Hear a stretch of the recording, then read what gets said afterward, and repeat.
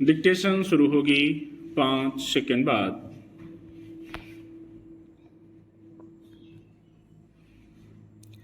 यही स्थिति पर्यावरण के साथ भी है। उत्तराखंड और हिमाचल प्रदेश में हाल ही में बादल फटने की घटनाएं इसकी चेतावनी हैं।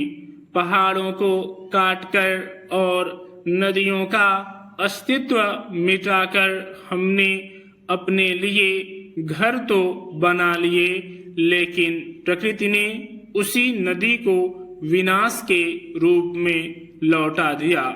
आज पहले के समय से तुलना करें तो परिस्थिति बिल्कुल उलट गई है। उस समय इंसान और प्रकृति के बीच एक गहरा रिश्ता था। दोनों के बीच एक सामंजस्य बना हुआ था। हमारे बुजुर्ग पेड़ पौधों, ऋतुओं, नदियों और पशुओं की पूजा करते थे। वे भले पढ़े लिखे कम थे, लेकिन उन्हें अच्छी तरह पता था कि जो कुछ हमें मिल रहा है वह प्रकृति की ही देन है। अगर इसके प्रति भाव बदल गया तो तबाही तय है। गांवों में लोग सादा जीवन जीते थे और सामूहिकता पर जोर देते थे। संवेदनाएं और जिम्मेदारियां भी साझा होती थीं। गली मोहल्ले के लोग भी रिश्तों से जुड़े होते थे, जिससे भाईचारे का संदेश मिलता था। आज सब उलट है। गांव से लोग शहरों की ओर पलायन कर रहे हैं। बढ़ती इच्छाओं के चलते अपनी जरूरतों के लिए प्रकृति को निरंतर नुकसान पहुंचाया जा रहा है। पेड़ पौधे काटे जा रहे हैं, पशुओं से जंगल छीने जा रहे हैं, नदियों का अस्तित्व मिटाया जा रहा है, रिश्तों का रोज खून हो रहा है। एकजुटता, विश्वास और सामूहिकता खत्म होने के कगार पर हैं।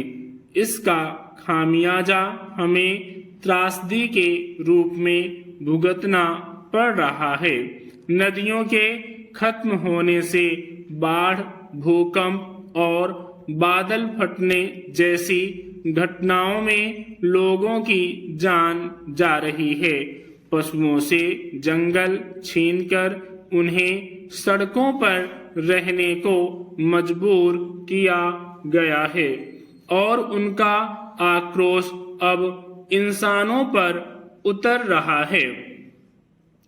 कोई पक्षी और पशु प्रजातियां विलुप्त होने के रास्ते पर हैं। गौरैया जो कभी हर आंगन में दिखती थी, अब शहरों से गायब है। ऋतुओं का संतुलन बिगड़ चुका है। कभी भीषण गर्मी तो कभी अनियंत्रित बारिश और कभी असामान्य सर्दी।